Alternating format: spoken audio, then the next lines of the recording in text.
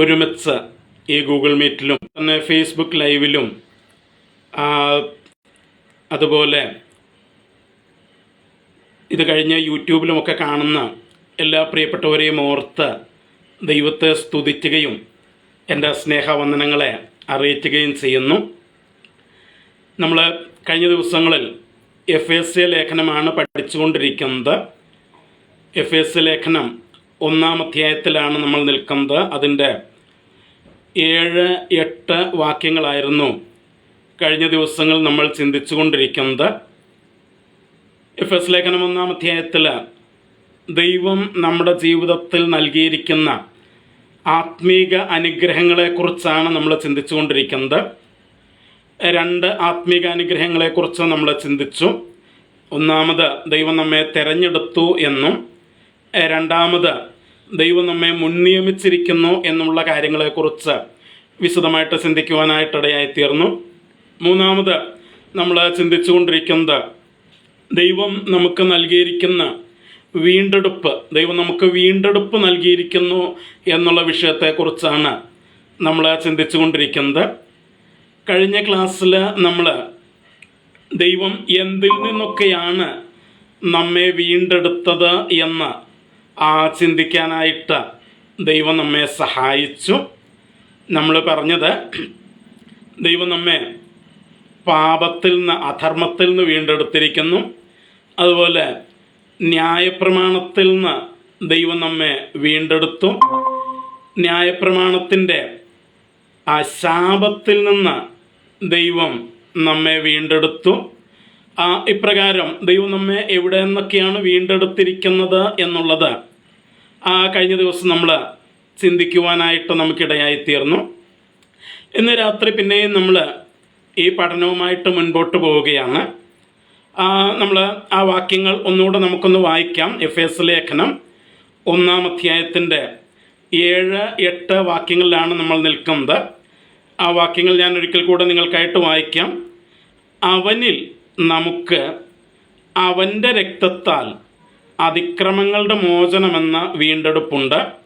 അത് അവൻ നമുക്ക് താൻ ധാരാളമായി കാണിച്ച കൃപാധനപ്രകാരം സകല ജ്ഞാനവും വിവേകവുമായി നൽകിയിരിക്കുന്നു. ഈ വാക്യമാണ് നമ്മൾ വായിച്ചിരിക്കുന്നത്. അപ്പം ഇവിടെ വീണ്ടെടുപ്പ് എന്നുള്ളത് അതിനെക്കുറിച്ച് പറയുമ്പോൾ ഇന്ന് നമ്മൾ ചിന്തിക്കാനായിട്ട് പോകുന്നത് നമുക്ക് വീണ്ടെടുപ്പ് ലഭിച്ചിരിക്കുന്നത് എന്തിലൂടെയാണ് നമുക്ക് വീണ്ടെടുപ്പ് ലഭിച്ചിരിക്കുന്നത് എന്നാണ് ഇന്ന് രാത്രി നമ്മൾ ചിന്തിക്കാനായിട്ട് പോകുന്നത്. 7-ാം വാക്യത്തിൽ നമ്മൾ വായിക്കുന്നു, അവനിൽ നമുക്ക് അവൻ്റെ രക്തത്താൽ, ത്രൂ ഹിസ് ബ്ലഡ്, അവൻ്റെ രക്തത്താൽ അതിക്രമങ്ങളുടെ മോചനമെന്ന വീണ്ടെടുപ്പ് ഉണ്ട് എന്നാണ് നമ്മളവിടെ വായിച്ചത്. അപ്പം നമ്മുടെ വീണ്ടെടുപ്പിൻ്റെ മുഖാന്തരം എന്ന് പറയുന്നത് അവൻ്റെ രക്തമാണ്. ആരുടെ രക്തം? യേശുവിൻ്റെ രക്തമാണ് നമ്മുടെ വീണ്ടെടുപ്പിൻ്റെ മുഖാന്തരം എന്ന് പറയുന്നത്. അപ്പോൾ കഴിഞ്ഞ ആഴ്ച നമ്മൾ എവിടെ നിന്നൊക്കെയാണ് ദൈവം നമ്മളെ വീണ്ടെടുത്തത് എന്ന് നമ്മൾ ചിന്തിച്ചു. അപ്പം അവിടെ നിന്നൊക്കെ ദൈവം നമ്മെ വീണ്ടെടുത്തിരിക്കുന്നത് യേശുവിൻ്റെ രക്തത്താലാണ്. അവൻ നമ്മെ അവിടെ നിന്നൊക്കെ വീണ്ടെടുത്തിരിക്കുന്നത് എന്ന് നമുക്ക് മനസ്സിലാക്കാനായിട്ട് കഴിയും. അപ്പം നമ്മൾ മറക്കരുത്, നമ്മുടെ വീണ്ടെടുപ്പിൻ്റെ അടിസ്ഥാനമെന്ന് പറയുന്നത് യേശുവിൻ്റെ രക്തമാണ്. യേശുവിൻ്റെ രക്തത്തെ മാറ്റി നിർത്തിക്കഴിഞ്ഞാൽ, യേശുവിൻ്റെ രക്തത്തെ നമ്മൾ മാറ്റി നിർത്തിക്കഴിഞ്ഞാൽ പിന്നെ നമുക്ക് വീണ്ടെടുപ്പ് അനുഭവിക്കുവാനായിട്ട് ഒരിക്കലും കഴിയുകയില്ല. അപ്പം യേശുവിൻ്റെ രക്തത്തിലൂടെയാണ് നമുക്ക് വീണ്ടെടുപ്പ് ലഭിക്കുന്നത് എന്ന് നമ്മൾ മനസ്സിലാക്കണം.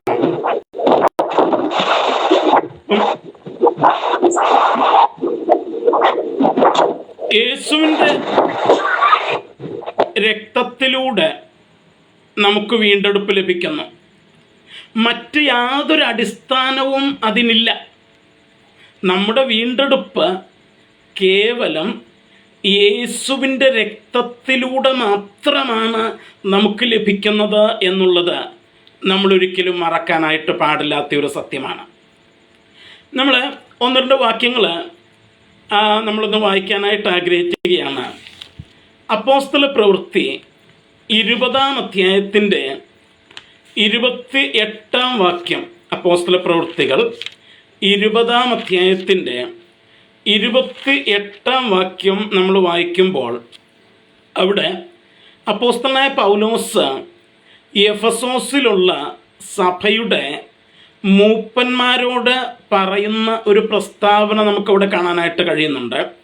അവിടെ നമ്മളിങ്ങനെയാണ് വായിക്കുന്നത്: നിങ്ങളെ തന്നെയും താൻ സ്വന്തം രക്തത്താൽ സമ്പാദിച്ചിരിക്കുന്ന ദൈവത്തിൻ്റെ സഭയെ മേയ്ക്കുവാൻ പരിശുദ്ധാത്മാവ് നിങ്ങളെ അധ്യക്ഷരാക്കി വെച്ച ആട്ടിൻകൂട്ടം മുഴുവനെയും സൂക്ഷിച്ചുകൊള്ളുവിൻ.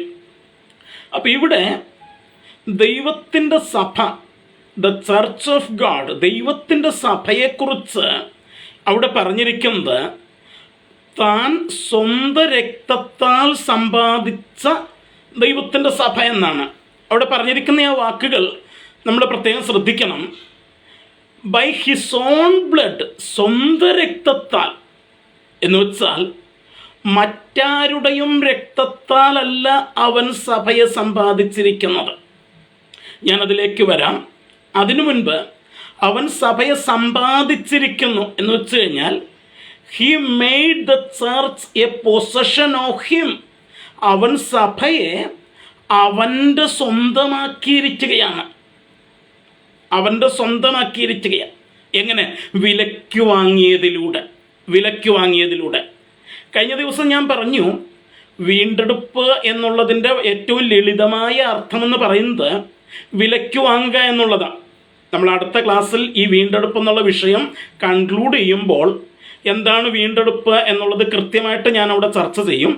ഇപ്പോൾ നമ്മൾ ഏറ്റവും ലളിതമായിട്ട് വില കൊടുത്ത് വാങ്ങി എന്ന് മാത്രം നമ്മൾ ചിന്തിക്കുക. അപ്പം അവിടെ നമ്മൾ പറയുന്നത് കർത്താവ് തൻ്റെ സ്വന്തം രക്തത്താൽ വില കൊടുത്തു വാങ്ങിയതാണ് സഭ. അതാണ് സഭ. സോ നമ്മൾ മനസ്സിലാക്കണം, നമുക്ക് വേണ്ടി, സഭയ്ക്ക് വേണ്ടി കൊടുക്കപ്പെട്ട ഒരു വിലയുണ്ട്. ആ വില എന്ന് പറയുന്നത് യേശുവിൻ്റെ രക്തമാണ്. യേശുവിൻ്റെ രക്തമാണ് സഭയ്ക്ക് വേണ്ടി കൊടുക്കപ്പെട്ട വില എന്ന് പറയുന്നത്. അപ്പം അവിടെ പറഞ്ഞു തൻ്റെ സ്വന്തം രക്തത്താൽ സമ്പാദിച്ചിരിക്കുന്ന. അപ്പം മറ്റാരുടെയെങ്കിലും രക്തത്താലല്ല യേശു സഭയെ വിലയ്ക്ക് വാങ്ങിയത്. ഇന്നൊക്കെ പലപ്പോഴും പല പ്രസ്ഥാനങ്ങളും പല പാർട്ടികളും പല സംഘടനകളുമൊക്കെ അവരുടെ നേതാക്കന്മാർ അവരുടെ അണികളെ കൊണ്ട് രക്തം ചിന്തിച്ച്, അല്ലെങ്കിൽ അണികളുടെ രക്തം ഒഴുക്കാനായിട്ട് അണികളെ ഏൽപ്പിച്ചു കൊടുത്ത് അതിലൂടെ പ്രസ്ഥാനത്തെ വളർത്തുന്നതാണ് നമ്മൾ കാണുന്നത്.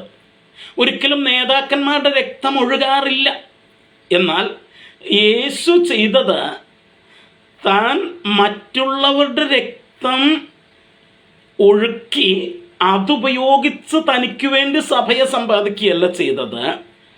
പിന്നെയോ യേശു സ്വന്തം രക്തത്താൽ സഭയെ സമ്പാദിച്ചു എന്ന് വെച്ചാൽ അവൻ സഭയ്ക്ക് വേണ്ടി വിലയായിട്ട് കൊടുത്തത് സ്വന്തം രക്തം, അവൻ്റെ രക്തമായിരുന്നു അവൻ കൊടുത്തത്.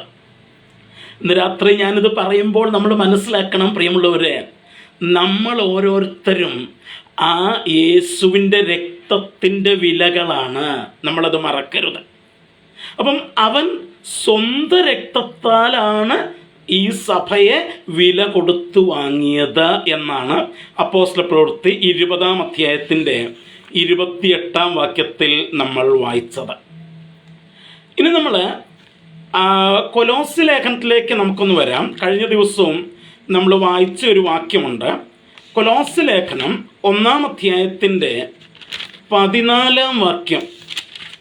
കൊലോസ്യ ലേഖനം 1-ാം അധ്യായത്തിൻ്റെ 14-ാം വാക്യം. കഴിഞ്ഞ ക്ലാസ്സിലും നമ്മൾ ആ വാക്യം വായിച്ചതായിരുന്നു. ആ വാക്യം ഇങ്ങനെയാണ്: അവനിൽ നമുക്ക് പാപമോചനമെന്ന വീണ്ടെടുപ്പുണ്ട്. മലയാളത്തിൽ അത്രയുമാണ് കൊടുത്തിരിക്കുന്നതെങ്കിലും നമ്മൾ കിങ് ജെയിംസ് വേർഷനൊക്കെ ഇംഗ്ലീഷ് ബൈബിളൊക്കെ വായിക്കുമ്പോൾ അവിടെ കൊടുത്തിരിക്കുന്നത് അവനിൽ അവൻ്റെ രക്തത്താൽ നമുക്ക് പാപമോചനമെന്ന വീണ്ടെടുപ്പുണ്ടെന്നാണ്.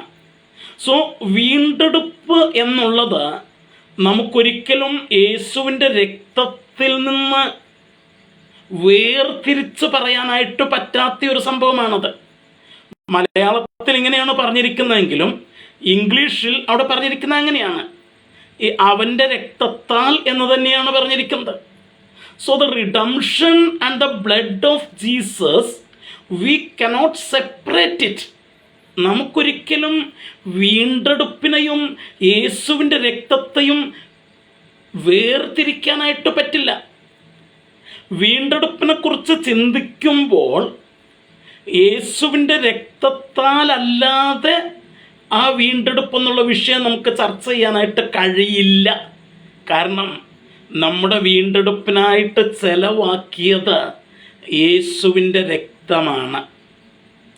ഇനി എബ്രായ ലേഖനം 9-ാം അധ്യായത്തിൻ്റെ 12-ാം വാക്യത്തിലേക്ക് വരുമ്പോൾ, എബ്രായ ലേഖനം 9-ാം അധ്യായം അതിൻ്റെ 12-ാം വാക്യം നമ്മൾ വായിക്കുമ്പോൾ അവിടെ നമ്മൾ വായിക്കുന്നത് ഇങ്ങനെയാണ്.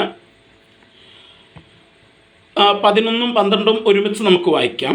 ക്രിസ്തുവോ വരുവാനുള്ള നന്മകളുടെ മഹാപുരോഹിതനായിട്ട് വന്നിട്ട് കൈപ്പണിയല്ലാത്തതായി എന്ന് വെച്ചാൽ ഈ സൃഷ്ടിയിൽ ഉൾപ്പെടാത്തതായി വലിപ്പവും തികവുമേറിയ ഒരു കൂടാരത്തിൽ കൂടെ ആട്ടുകൊറ്റന്മാരുടെയും പശുക്കിടാങ്ങളുടെയും രക്തത്താലല്ല, സ്വന്തം രക്തത്താൽ തന്നെ ഒരിക്കലായിട്ട് വിശുദ്ധ മന്ദിരത്തിൽ പ്രവേശിച്ച എന്നേക്കുമുള്ളൊരു വീണ്ടെടുപ്പ് സാധിച്ചു.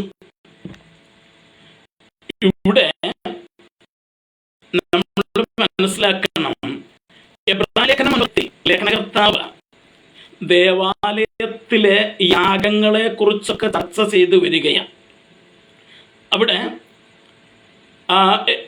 സമാഗമന കൂടാരത്തെക്കുറിച്ച് അല്ലെങ്കിൽ ദേവാലയത്തെക്കുറിച്ച് പറയുമ്പോൾ അതിന് പ്രാകാരമുണ്ട്, വിശുദ്ധ സ്ഥലമുണ്ട്, അതിവിശുദ്ധ സ്ഥലമുണ്ട്.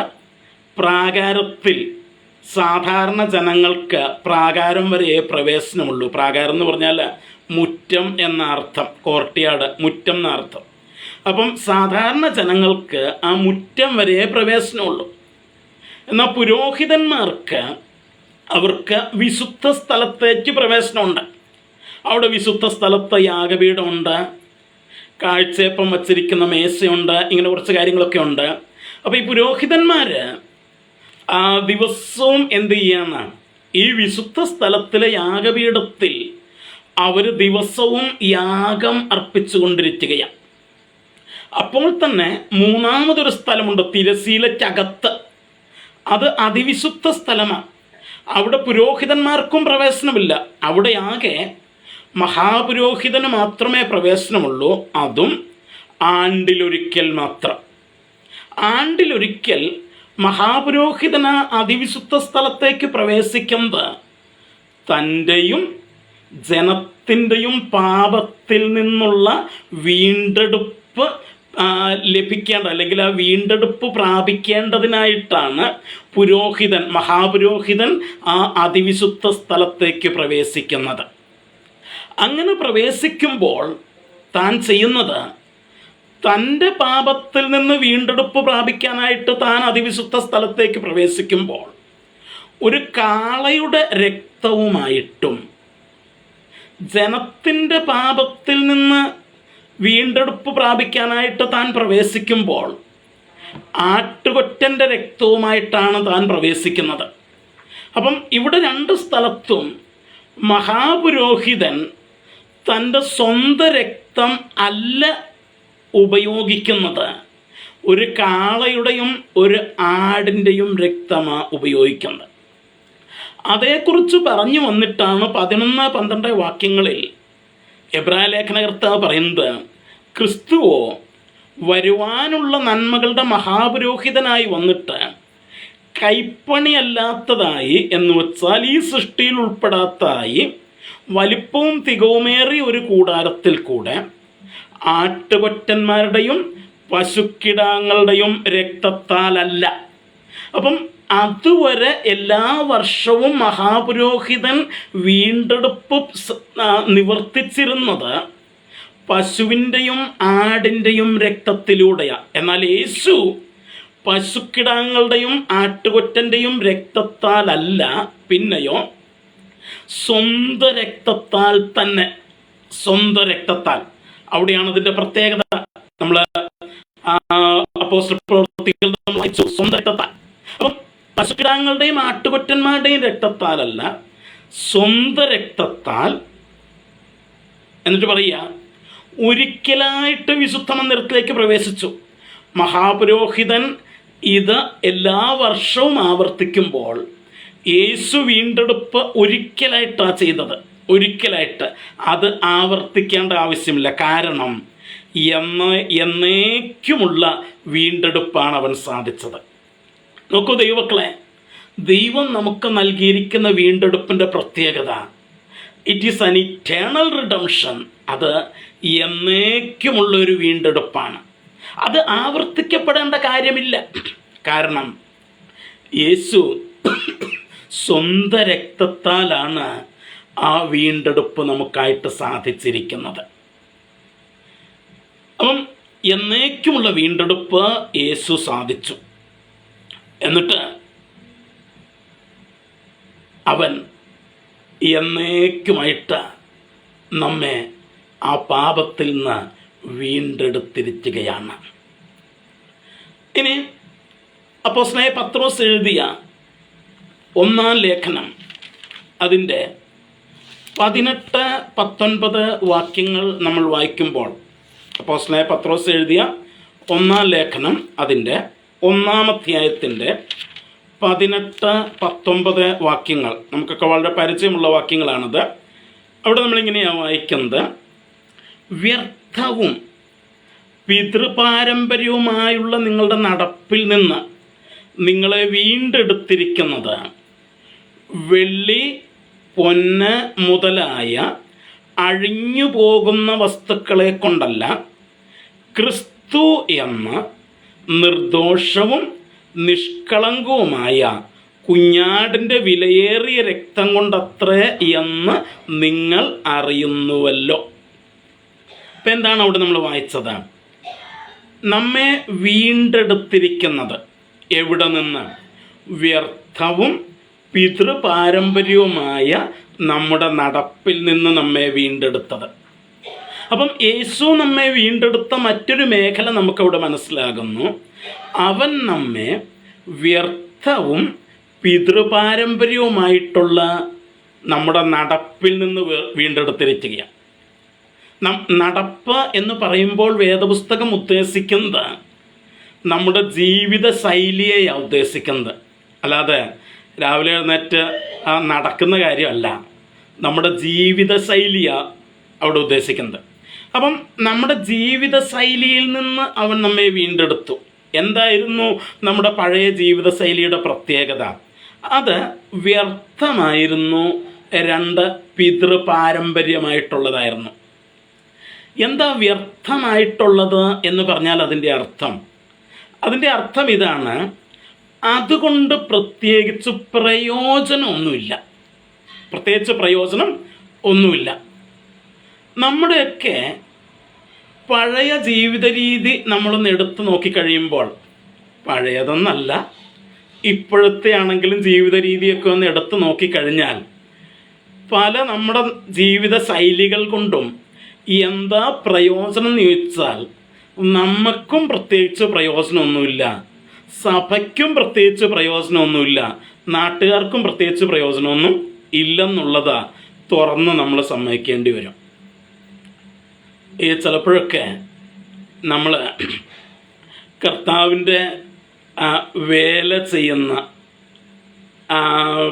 എന്നുള്ളൊരു കൺസെപ്റ്റ് അതുകൊണ്ട് ഞാൻ ഇതിനകത്തേക്കൊന്ന് കൂട്ടിച്ചേർക്കാനായിട്ട് ശ്രമിക്കുക. കാരണം പലപ്പോഴും നമ്മളൊക്കെ എന്താണ് ചെയ്യുന്ന കർത്താവിൻ്റെ വേലയെന്ന് പറഞ്ഞ് ചെയ്യുന്ന പല കാര്യങ്ങൾ കൊണ്ടും എന്തുമാത്രം പ്രയോജനമുണ്ട് എന്നുള്ളതും നമ്മളൊന്ന് ചിന്തിക്കുന്നത് നല്ലതാണ്.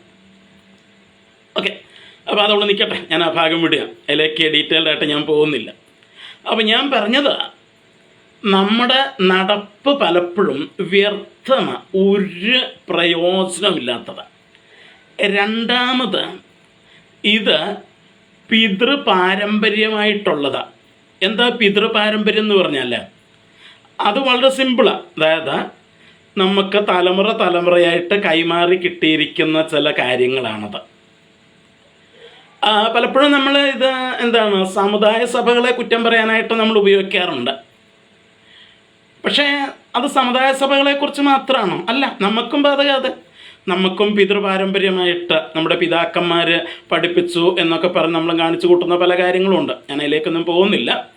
ഓക്കെ, അപ്പം എന്താണ് കർത്താവ് ചെയ്തത്? ഈ നടപ്പിൽ നിന്ന്, അതായത് പാരമ്പര്യമായിട്ട് നമുക്ക് കിട്ടിയിരിക്കുന്ന നമ്മുടെ സ്വഭാവങ്ങളിൽ നിന്ന് കർത്താവ് നമ്മെ വീണ്ടെടുത്തിരിക്കുകയാണ്. ഇപ്പം ചില ആൾക്കാരൊക്കെ പറയുന്നത് കേട്ടിട്ടുണ്ട്, അവർ ചെറുപ്പത്തിൽ വളർന്നു വന്ന ജീവിത സാഹചര്യങ്ങൾ. ഓക്കെ, ഞാൻ എന്താണ് സൈക്കോളജിക്കലായിട്ട് പറയുമ്പോൾ, ഈ മനഃശാസ്ത്രപരമായിട്ട് പറയുമ്പോൾ, ഒരു മനുഷ്യനെ താൻ വളർന്നു വന്ന ജീവിത സാഹചര്യങ്ങളും തൻ്റെ മാതാപിതാക്കളുടെ രീതികളും മാതാപിതാക്കളുടെ സ്വഭാവവും അതൊക്കെ ആ വ്യക്തിയെയും സ്വാധീനിക്കുകയും അവൻ്റെ സ്വഭാവ രൂപീകരണത്തിൽ അതൊക്കെ പങ്കുവഹിക്കുകയൊക്കെ ചെയ്യാറുണ്ട്. അപ്പം പലപ്പോഴും നമ്മൾ ചിന്തിക്കുന്നത് എന്താ വെച്ച് കഴിഞ്ഞാൽ, എൻ്റെ മാതാപിതാക്കൾ എന്നെ വളർത്തിയതിനകത്ത് ഇങ്ങനെ പ്രശ്നങ്ങളുള്ളത് കൊണ്ട്, അല്ലെങ്കിൽ എൻ്റെ മാതാപിതാക്കളുടെ സ്വഭാവം ഇങ്ങനെയായതുകൊണ്ട് എനിക്കും അതിനകത്തുനിന്നൊരു മോചനം ലഭിക്കില്ല എന്ന് ചിന്തിച്ച് ഇങ്ങനെ ജീവിച്ചു പോകുന്ന ആൾക്കാരുണ്ട്. നമ്മുടെ അപകർഷതാബോധങ്ങൾ, നമ്മുടെ ഇൻസെക്യൂരിറ്റി, അരക്ഷിത ചിന്തകൾ, നമ്മുടെ ഗിൽറ്റി പല കാര്യങ്ങൾ പാരമ്പര്യമായിട്ട് നമുക്ക് കിട്ടിയിരിക്കുന്ന, അല്ലെങ്കിൽ നമ്മൾ വളർന്നു വന്ന സാഹചര്യത്തിലൂടെ നമ്മളെ കീഴടക്കിയിരിക്കുന്ന പല സംഭവങ്ങളുണ്ട്, പല വൈകാരികമായിട്ടുള്ള പ്രശ്നങ്ങളൊക്കെ ഉണ്ട്. അപ്പോൾ നമ്മളെപ്പോഴും ചിന്തിക്കുന്നത് എനിക്കിതിനെ മറികടക്കാനായിട്ട് കഴിയത്തില്ലെന്ന്. പക്ഷെ ദൈവത്തിൻ്റെ വചനം പറയുന്നു, നിങ്ങളെ അതിനകത്തുനിന്ന് മുഴുവൻ ക്രിസ്തുവിൻ്റെ രക്തത്താൽ അവൻ വിലയ്ക്ക് വാങ്ങി. വ്യർത്ഥവും പിതൃപാരമ്പര്യവുമായിട്ട് നിങ്ങൾക്ക് ലഭിച്ചിരിക്കുന്ന സകലത്തിൽ നിന്നും ദൈവം നിങ്ങളെ വിലയ്ക്ക് വാങ്ങി എന്ന് നമ്മളിവിടെ വായിക്കുകയാണ്. അപ്പം അങ്ങനെ വിലയ്ക്ക് വാങ്ങിയിരിക്കുന്നത് എന്തുകൊണ്ടാണ്? അവിടെ പറഞ്ഞു, നിങ്ങളെ വീണ്ടെടുത്തിരിക്കുന്നത് പൊന്ന്, വെള്ളി മുതലായ അഴിഞ്ഞു പോകുന്ന വസ്തുക്കളെ കൊണ്ടല്ല. അപ്പോൾ അവിടെ പറഞ്ഞത്, നമുക്ക് വിലയായിട്ട് കൊടുത്തിരിക്കുന്നത് സ്വർണമോ വെള്ളിയോ അങ്ങനത്തെ സാധനങ്ങളൊന്നുമല്ല. അതിനെക്കുറിച്ച് പറഞ്ഞിരിക്കുന്നത് അഴിഞ്ഞു പോകുന്നത് എന്നാണ് പറഞ്ഞത്. എന്താ അഴിഞ്ഞു പോകുക എന്ന് പറഞ്ഞാൽ, കുറച്ചു കാലം കഴിയുമ്പം ഇത് നശിച്ചു പോകും. നോക്കിക്കേ പ്രിയമുള്ളവരെ, ഇപ്പം നമ്മുടെ കയ്യിലൊരു 500-ൻ്റെ നോട്ടുണ്ടെന്ന് വെച്ചോ. 500-ൻ്റെ നോട്ടുണ്ട്. ഈ 500-ൻ്റെ നോട്ട് പ്രിൻ്റ് ചെയ്ത് ഇറക്കുന്ന സമയത്ത് ഇത് നല്ല പുത്തൻ നോട്ടായിരിക്കും, അടിപൊളി പുത്തൻ നോട്ടായിരിക്കും.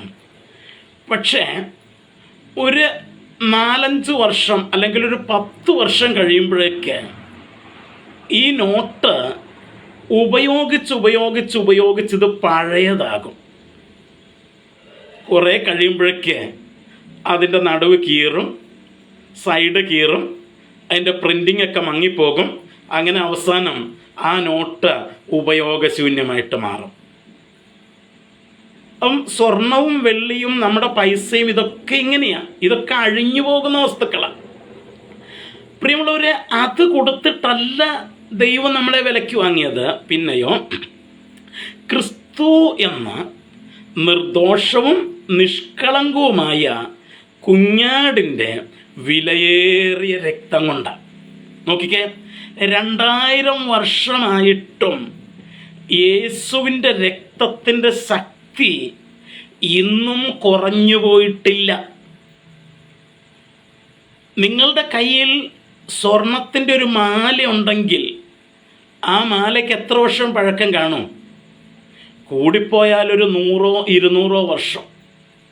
മക്കളെ, 2000 വർഷം മുമ്പുള്ള ഒരു സ്വർണം നിങ്ങൾക്കൊന്ന് കാണിച്ചു തരാമോ? ഒരു സ്വർണ്ണമാല ഒന്ന് കാണിച്ചു തരാമോ? പറ്റത്തില്ല. പക്ഷേ യേശുവിൻ്റെ രക്തം അവൻ ഒഴുക്കിയിട്ട 2000 വർഷങ്ങൾ കഴിഞ്ഞു. പക്ഷെ ഇന്നും അത് ശക്തിയുള്ളതാ, അതിന് മൂല്യമുണ്ട്. അതിൻ്റെ മൂല്യം കുറഞ്ഞു പോയിട്ടില്ല, അത് അഴിഞ്ഞു പോയിട്ടില്ല, അത് നശിച്ചു പോയിട്ടില്ല, അതിന്നും പ്രവർത്തിച്ചുകൊണ്ടിരിക്കുക. അതതിൻ്റെ പ്രത്യേകത.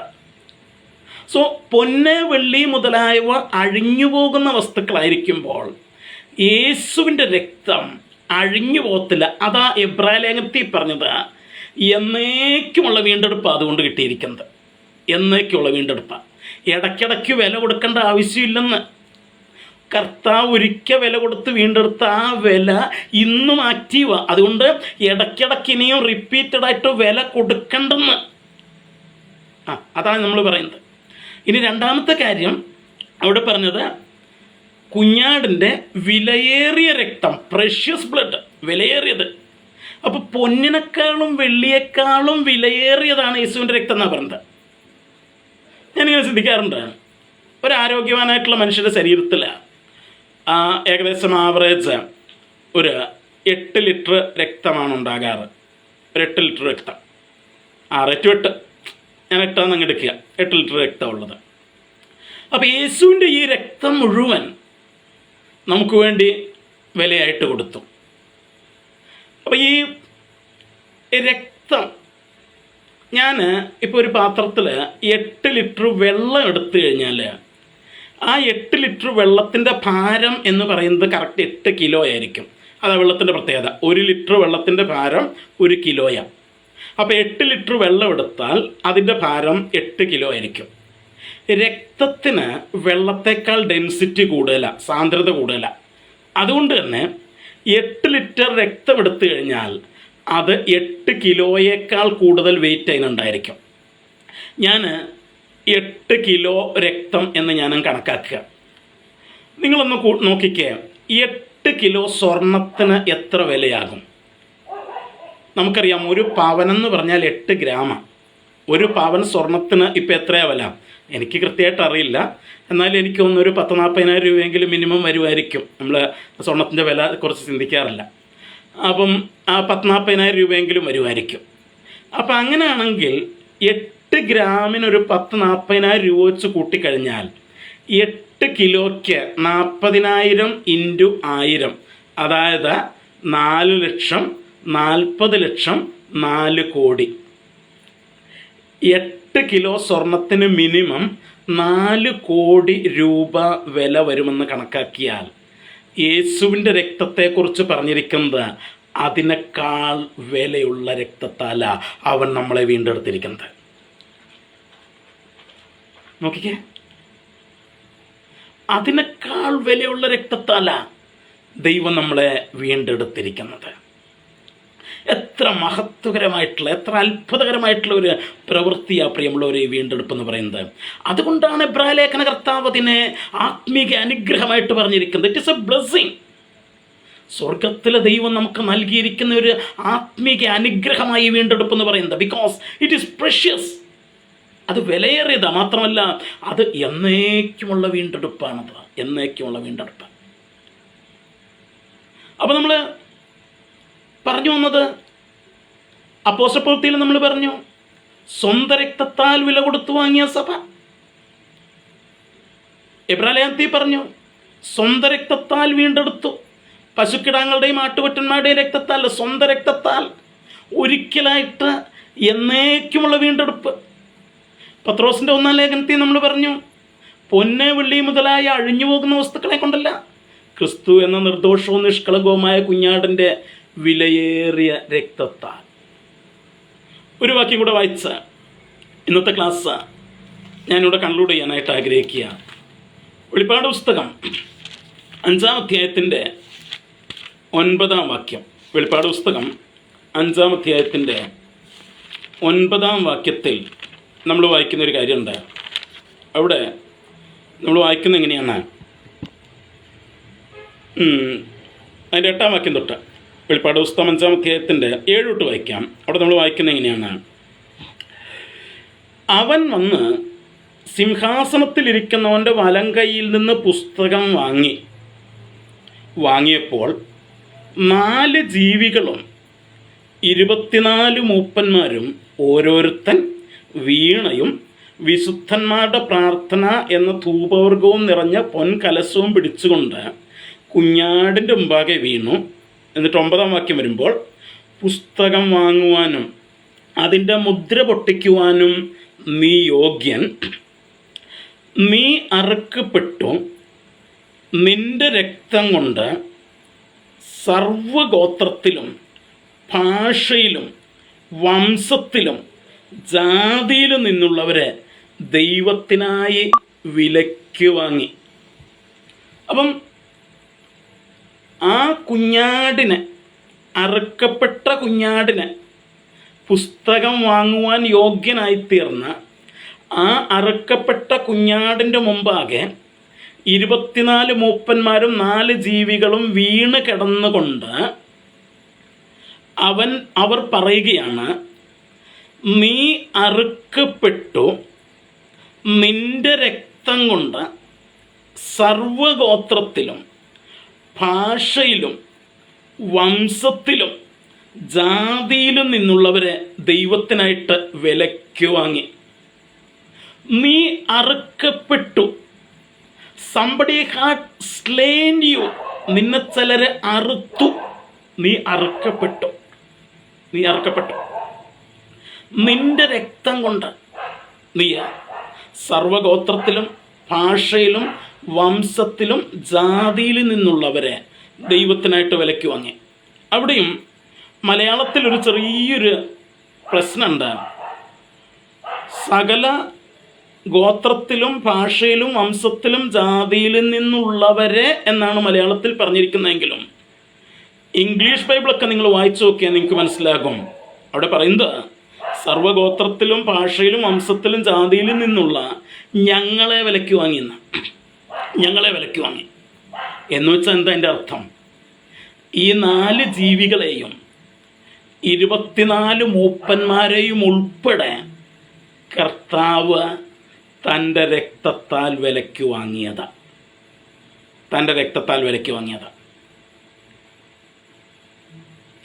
അവരും യേശുവിൻ്റെ രക്തത്തിൻ്റെ വിലയാണ്.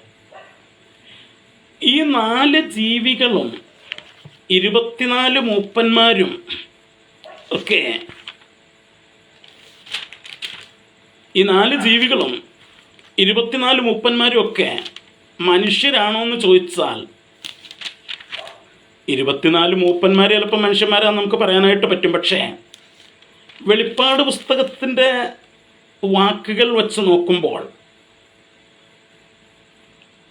എന്താണ്,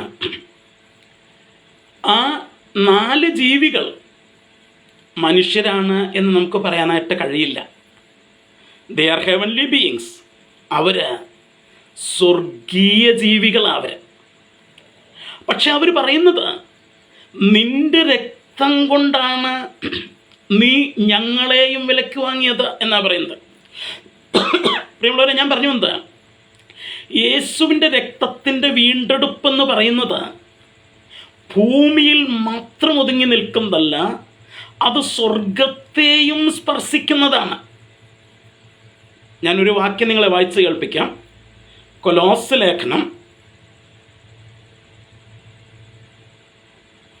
ലേഖനത്തിൽ അതിൻ്റെ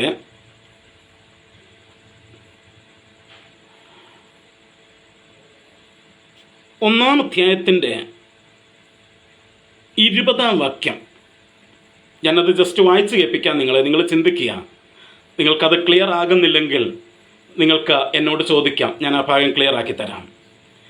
കൊലോസ് ലേഖനം 1-ാം അധ്യായത്തിൻ്റെ 20-ാം വാക്യത്തിൽ നമ്മൾ വായിക്കുന്ന ഇതാണ്, 19-20. അവനിൽ സർവസമ്പൂർണതയും വസിപ്പാനും അവൻ ക്രൂശിൽ ചൊരിഞ്ഞ രക്തം കൊണ്ട് അവൻ മുഖാന്തരം സമാധാനമുണ്ടാക്കി ഭൂമിയിലുള്ളതോ സ്വർഗത്തിലുള്ളതോ സകലത്തെയും അവനെ കൊണ്ട് തന്നോട് നിരപ്പിപ്പാനും പിതാവിന് പ്രസാദം തോന്നി. നോക്കിക്കേ, അവൻ ക്രൂശിൽ ചൊരിഞ്ഞ രക്തം കൊണ്ട് അവൻ മുഖാന്തരം സമാധാനമുണ്ടാക്കി ഭൂമിയിലുള്ളതോ സ്വർഗത്തിലുള്ളതോ സകലത്തെയും അവനെ കൊണ്ട് തന്നോട് നിരപ്പിപ്പാൻ പിതാവിന് പ്രസാദം തോന്നി. അപ്പം സ്വർഗത്തിലുള്ള പല കാര്യങ്ങളും, അല്ലെങ്കിൽ സ്വർഗത്തിലുള്ളതിനെയും പിതാവിനോട് നിരപ്പിക്കേണ്ട ആവശ്യമുണ്ടായിരുന്നു. അതും നടന്നത് എങ്ങനെയാണ്? യേശുവിൻ്റെ രക്തത്താലാണ് ആ സ്വർഗത്തിലുള്ളതും പിതാവിനോട് നിരന്നത്. അപ്പം യേശുവിൻ്റെ രക്തത്താലുള്ള വീണ്ടെടുപ്പെന്ന് പറയുന്നത് ഭൂമിക്ക് മാത്രം അവകാശപ്പെട്ടതല്ല, സ്വർഗത്തിനും അവകാശപ്പെട്ടതാണ്. യേശു തൻ്റെ രക്തത്താൽ സ്വർഗത്തെയും വീണ്ടെടുത്തു, സ്വർഗത്തെയും പിതാവിനോട് നിരപ്പിച്ചു. എന്ന് വെച്ചാൽ അതിൻ്റെ അർത്ഥം യേശുവിൻ്റെ രക്തത്താൽ അവൻ നിരപ്പിക്കുന്നതിന് മുൻപ് സ്വർഗം പിതാവിനോട് നിരപ്പിലല്ലായിരുന്നു. റീകൺസിലിയേഷൻ നടന്നിട്ടില്ലായിരുന്നു. There was some problem. എന്തോ ചില പ്രശ്നങ്ങൾ അവിടെ ഉണ്ടായിരുന്നു. ആ പ്രശ്നങ്ങൾ സോൾവ് ചെയ്ത് സ്വർഗത്തിലുള്ളതിനെയും പിതാവിനോട് റീകൺസൈൽ ചെയ്തത് യേശു തൻ്റെ രക്തത്താലാണ് ചെയ്തത്. ഞാൻ പറഞ്ഞത് അതാ വെളിപ്പാട് പുസ്തകത്തിൽ നമ്മൾ വായിച്ചത്. ആ 4 ജീവികളും 24 മൂപ്പന്മാരും കുഞ്ഞാടിൻ്റെ മുമ്പിൽ വീണ് കിടന്നിട്ട് പറയുക, നീ അറുക്കപ്പെട്ടു, നിന്റെ രക്തം കൊണ്ട് നീ ഞങ്ങളെ വിലയ്ക്ക് വാങ്ങി. ഭൂമിയിലുള്ളതും സ്വർഗത്തിലുള്ളതും സകലതും യേശുവിൻ്റെ രക്തത്താലാണ് പിതാവിനോട് നിരപ്പ് പ്രാപിച്ചത്. നോക്കിക്കേ, നമ്മൾ പലപ്പോഴും യേശുവിൻ്റെ രക്തത്തിന് കൊടുക്കുന്ന വിലയെന്ന് പറയുന്നത് നമ്മുടെ യോഗങ്ങൾക്കകത്തൊക്കെ യേശുവിൻ്റെ രക്തം, യേശുവിൻ്റെ രക്തം, യേശുവിൻ്റെ രക്തം ഇങ്ങനെ എന്തോ മന്ത്രവാദം ചൊല്ലുന്നത് പോലെ, മന്ത്രം ചൊല്ലുന്നത് പോലെ പറയുന്നതാണ്. അല്ല അല്ല, വളരെ വിലയേറിയ സ്വർഗത്തിലുള്ളത് പോലും നിരപ്പിച്ചത് യേശുവിൻ്റെ രക്തത്താല. പിന്നെ നമ്മുടെ കാര്യം പറയണോ പ്രിയമുള്ളവരെ? അവൻ ആ വിലയേറിയ രക്തത്താൽ നമ്മെ വീണ്ടെടുത്തതോർത്ത് പിതാവിൻ്റെ സന്നദ്ധിയിൽ നമുക്ക് നന്ദിയുള്ളവരായിരിക്കാം. എഫേസ്യ ലേഖനത്തിൽ നമ്മൾ വായിക്കുന്നത് ആ പിതാവ് വാഴ്ത്തപ്പെടുമാറാകട്ടെ. കാരണം അവൻ സ്വർഗത്തിലെ സകല ആത്മീക അനുഗ്രഹങ്ങളാലും നമ്മെ അനുഗ്രഹിച്ചിരിക്കുന്നു. 3ാമത്തെ ആത്മീക അനുഗ്രഹമാണ് നമ്മൾ ചിന്തിച്ചുകൊണ്ടിരിക്കുന്നത്, ദ റിഡംഷൻ, വീണ്ടെടുപ്പ്. ഞാൻ ഇന്ന് രാത്രി എൻ്റെ വാക്കുകളെ ഞാനിവിടെ കൺക്ലൂഡ് ചെയ്യാം. കർത്താവിന് വെച്ചാൽ എന്താണ് വീണ്ടെടുപ്പിൻ്റെ യഥാർത്ഥ അർത്ഥം, എന്താണ് അതിൻ്റെ അപ്ലിക്കേഷൻ എന്നുള്ളത് കർത്താവിന് വെച്ചാൽ അടുത്ത ആഴ്ച നമ്മൾ ചിന്തിക്കും. അപ്പം നമ്മൾ പറഞ്ഞത് യേശുവിൻ്റെ രക്തമാണ് നമ്മുടെ വീണ്ടെടുപ്പിൻ്റെ മുഖാന്തരം. അതല്ലാതെ മറ്റൊന്നുമില്ല. യേശുവിൻ്റെ രക്തത്താലല്ലാതെ നമുക്ക് വീണ്ടെടുക്കപ്പെടുവാനായിട്ട് ഒരിക്കലും കഴിയുകയില്ല. ഇത് മനസ്സിലാക്കി ആ വീണ്ടെടുപ്പ് നമ്മുടെ ജീവിതത്തിൽ അനുഭവിക്കുവാനായിട്ട്, അഥവാ ദൈവം നമുക്ക് നൽകിയിരിക്കുന്ന വീണ്ടെടുപ്പിനായിട്ട് ദൈവത്തെ സ്തുതിക്കുവാൻ ദൈവം നമ്മെ സഹായിക്കട്ടെ. ഈ വചനങ്ങളാൽ ദൈവം നമ്മെ അനുഗ്രഹിക്കട്ടെ.